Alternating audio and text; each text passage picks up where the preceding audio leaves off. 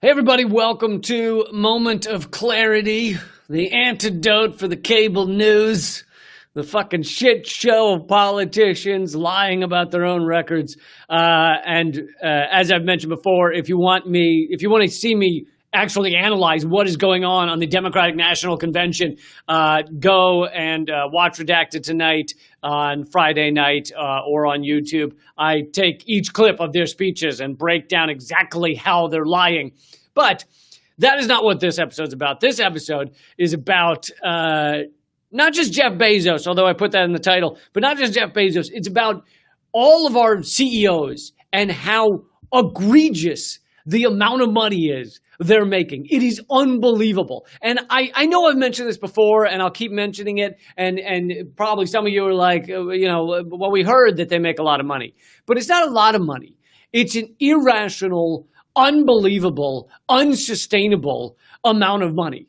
Okay? It is amount of money that could save lives around the world, but that destroys lives by being set up in this way. And so there's a new calculator, which anyone can use, you can use, and I'll tell you the site here in a second, but a new calculator showing just how much these people make compared to the average salary of a average human being. And even those of you who are like, oh, they make a lot of money. I know they make a lot of money. I don't need to see the calculator. I still don't think you can comprehend the amount of money that a Jeff Bezos or I was going to say Steve Jobs, he's not around anymore, but Tim Cook, the Apple CEO, or Zuckerberg, the amount of money these people make. So the calculator, for some odd reason, I think it's because it's advertising something, but doesn't really matter. It's at simpletexting.com/tech-CEO-salary. I'll put the link in the description. But basically, you can take in the calculator, you select which CEO you want to look at their annual salary and how much you make a year, or you can also select your student debt. And you see how long it would take that CEO to make that amount of money. So I'm going to start off here, and I'm going to take Jeff Bezos as the CEO, and then put in, now the average American makes $32,000 a year. That is the average amount for just an average worker. It's above minimum wage. It's just the average amount that an American makes. And it's not, if you don't live in one of the expensive cities, it's not a bad amount, especially if you have two adults in a household working, you can get by on that. So let's say $32,000 a year, but I want to give benefit of the doubt. So let's say $40,000. All right. So I'll put the salary in as $40,000 a year. $40,000 a year. Jeff Bezos makes that amount of money, that yearly salary in, I was going to say 27 minutes. No, I think it's 0.27 minutes. Less than a minute? Weirdly, I've gotten confused here. I don't know if it's 0.27 minutes but anyway, the point is less than an hour. Either way, he makes it in 0 hours. Let's say it's 27 minutes. He makes that amount of money in 27 minutes. He makes $215 million a day. $149 million per minute. Sorry, $149,000 per minute. Okay, so I was right. It's 0.27 minutes, less than a minute. He makes your salary. And God, I'm even shocking myself. I sat here and prepared this for you guys, and I was like, oh, I'll tell them how shocking this is. And even I can't get it right because it's too fucking insane. It doesn't fit with any sort of reality that any of us could be in. This is fucking crazy. It is less than a minute that he takes in that amount of money. $149,000 per minute is what Jeff Bezos makes. So he would make $40,000, what, let's say you make in a year, in 0.27 minutes. All right, let's do another one here. Let's take a higher salary. Some of you out there are probably like, oh, I'm doing quite well for myself. I make $100,000 a year. All right, well, let's try that. Let's do Bezos again, and then after that, I'll try a different CEO. But Bezos, again, will do annual salary of $100,000 a year. That's a pretty goddamn good salary right there. Jeff Bezos earns that in 0.6 minutes. 0.67 minutes. Jeff Bezos makes $100,000. I fucking, it's so infuriating, and it should be. And it should be. All right, let's try a different CEO. Let's go with, where's the fucking Apple dude? Let's see here. Tim Cook. All right, let's do Tim Cook. And let's instead do loan debt. All right, everybody's suffering from loan debt. A lot of people have $50,000 in loan debt. Some have $100,000 in student loans. Student loans are crushing, right? It's not just like, oh, I owe this amount of money. It infects, I was going to say affects, but it infects everything in your life. And sorry, I'm getting a little sweaty here. It's surprisingly warm in this office. But, and my fury tends to warm me up. By the way, if you're ever cold and you're out camping and you get a little nippy, just become furious. Surprising what a good body heater it is. So let's go to Tim Cook, Apple, total student loan debt, and let's put $50,000 in. That's a fucking big student loan debt, and it changes your life, right? Your whole life becomes about trying to pay off that amount of money. I mean, you're paying little pieces off here and there. It always chases you. It affects your credit score. It affects your house, where you can live. It affects often who you end up dating or being with in your life. I'm not saying that because people meet up for a date and they go, hey, how much student loan debt do you have? That's not what I mean. I mean that, people that live certain ways, that can go out to eat every night versus, have to watch their wallet, that impacts life choices and things like that. Anyway, $50,000 loan debt. Tim Cook makes that in 210 minutes, 0.15 days. The Apple CEO, makes your entire student loan debt of $50,000 in 3.5 hours. It's the amount of money that is being thrown at these CEOs is unbelievable. And it's not just that like, oh, these guys have worked really hard to get where they are and they're smart. Fuck you, okay? Fuck you if you think that. That is the most ignorant thing. That argument, it's so infuriating because there's no way that they can work a million times harder than your average janitor. Let's assume they are working harder than your average janitor, which I don't think they are, honestly. Like that, I've known guys that were janitors at schools and they spend their whole day cleaning out clogged toilets and vomit because children, for some odd reason, vomit everywhere, okay? And they spend their whole day cleaning up vomit and all this absolutely awful work, trash bags, and just endless, and it never stops, and that's their every day. And you're telling me Bezos works harder than them, or fucking Tim Cook, or Elon Musk works harder than them? My ass, okay? But let's assume they do. Let's assume they work. Do you really think they work a million times harder than that janitor? So the working harder thing is horseshit. It is a lie. It is a bullshit lie that unfettered capitalism tells you in order to keep you in line and keep you thinking that this somehow is a meritocracy. It's not. It's not at all. And then they go, oh, well, they're smarter. And it's like, well, let's assume they are a little smarter. You've got to be fairly intelligent, usually to be a CEO. There's not a lot of dum-dums as a CEO. But my point on that is like, still they're not a million times smarter, A. B, okay, so someone's smarter. Does that mean someone who's dumb should just suffer their whole life? Just like, fuck you, fucking live in a gutter, ha ha ha, you're not smart. You were born not smart, ha ha ha. Is that really what most of us believe? That people should just suffer because they're not bright? Yeah, a lot of Americans are not bright. I actually think they still deserve a roof over their head and a fucking food on their plate, even if they're not bright. To me, it's a completely illogical, and, we've come up with all these new, ists, okay, so there's racist, and then we've recently started caring about ageism, and we started caring about, ableism, right? When you're anti-handicap people. or disabled people. And we started caring about those things. Should we also care about whatever intelligenceism is? Just yelling at like people, oh yeah, your life should fucking blow because you came out of the womb. You came out of your mom's vajayjay just dumb. And so I hope your life sucks. Like, what?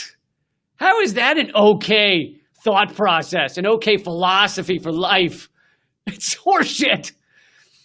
But no one ever questions it. We just like, oh yeah, they're very smart. Jeff Bezos is very smart. Elon Musk is very smart.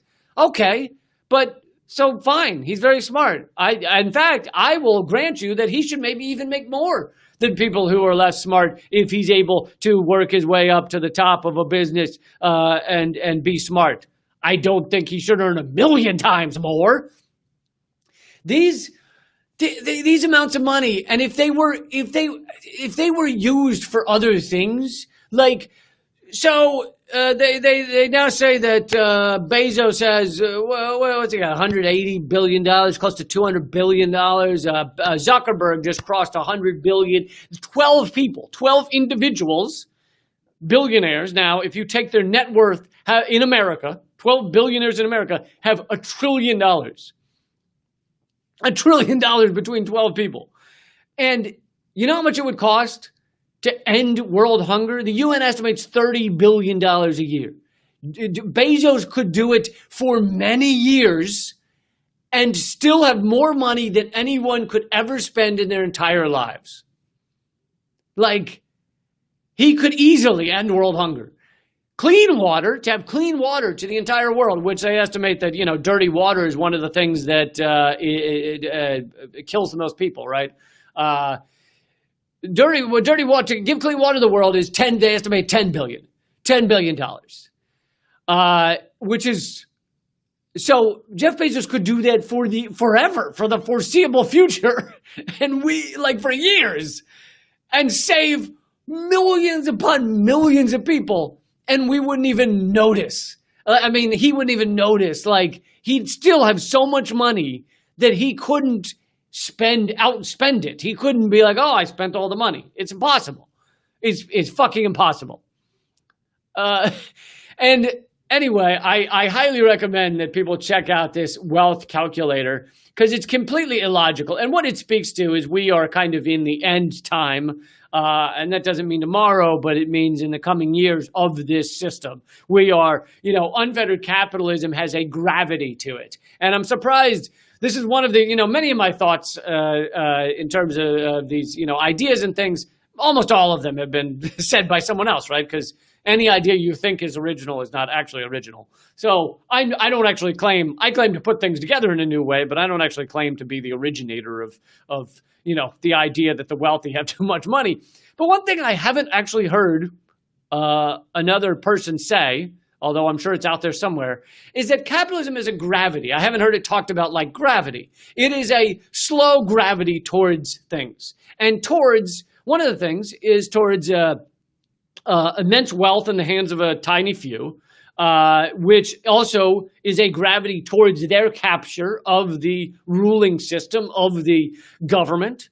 And those things can happen slowly, and there can be step backs in that, but it is a slow moving gravity that always ends up there in unfettered capitalism. It's amazing to see it work, and it works. Sometimes it's slowly. In other countries that also have capitalism, it's a slow movement towards that. There's other countries that have more programs for people to do well, but that gravity is still there. It's still slowly amassing more to a tiny few. And then it also has a gravity to put sociopaths at the top of these systems, right? Because corporations, businesses, jobs, corporations are not a democracy. They're a totalitarian system, a completely totalitarian system. A board of people is at the top of them. And who is that board? That board is not made up of your average workers, unless they broke in, made a copy of the key and then ran into the boardroom and sat down and, I'm in the boardroom. Your average workers are not on that board. The board that's making the decisions is the sociopaths that were able to get to the top. And why do I say they're always sociopaths? Because if you stop and say, you know what, maybe we should take care of other people. Maybe we should care about our workers. You might have some success for a little bit of time, but eventually you will get pushed out by the average person in these corporations, the average ruler of these corporations, the person that is a more successful sociopath that says, fuck this, we need to make the most money possible, right? That's what your investors want. And in fact, they claim, if you argue with them about this, they in interviews and things, they will claim, oh, it's our financial duty to give the best to the investors. Oh, that sounds very nice. When you put it like that, that sounds like a good thing, right? They have a financial, they have a legal obligation. It's actually in the corporation's bylaws that they must seek the most profit for the investors. And when you put it like that, it's like, all right, that sounds good. That sounds like what they should be. But that actually means you have a financial obligation to be a sociopath, to seek profit over the health of your workers, over the well-being of your workers, to seek profit above all else. Never spending a moment, a second to stop and think, is this going to hurt people? Like, how fucked up is that? That it literally, like, the premise of them is sociopathy. And then those corporations become the most powerful entities in the world, as we're seeing. And that is why we're in kind of this final death spiral of unfettered capitalism. Unless we evolve past it, we will not survive. I mean, the planet is collapsing under the weight of this waste and destruction and exploitation and extraction. And we must evolve past it. It must happen soon, or else we are fucked, super fucked. Anyway, I would highly recommend that people check out this wealth calculator, which, of course, here, I'll relate this back to the Democratic National Convention, the Republican National Convention next week. As we see these people on the screen that give you lovely speeches, and we're told these are our leaders, right? These are the top people. Some of them are the former top people of the government, Bill Clinton, Hillary Clinton, blah, blah, blah, Barack Obama. Some of them are the upcoming and current top people of our ruling class, Joe Biden, Kamala Harris, right? Those are our rulers, our leaders, so to speak. And we are shown an assortment of them, and they come out and they talk about all the wonderful things. And the Republicans are going to do it next week and talk about all their wonderful things that they're going to do, which is, mainly hurt people. Although the Democrats are better at lying. So the Republicans say, hey, we want to fucking hurt immigrants. Everybody's like, yay. And Democrats are like, we want to help immigrants while they hurt immigrants. So, it's just a different flavor for your oligarchy, depending on what you prefer. Whether you prefer to be told the pile of shit smells like roses, or you prefer to be told the pile of shit is a pile of shit, and we're going to rub it in your faces. Anyway, my point is that as we're seeing that, as we're told that, as this is shown to America on an hour by hour, look at it, go. These are your rulers, and look how great they are, we're told.